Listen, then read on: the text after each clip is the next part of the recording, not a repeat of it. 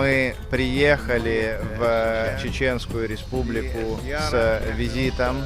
Эти проекты, которые мы видим в этом месте, открывают новые горизонты для туризма и связи между народами. И, конечно, мы, как граждане Объединенных Арабских Эмиратов, находимся в этом месте. Хвала Аллаху, это второй визит в Чеченскую Республику в Российской Федерации.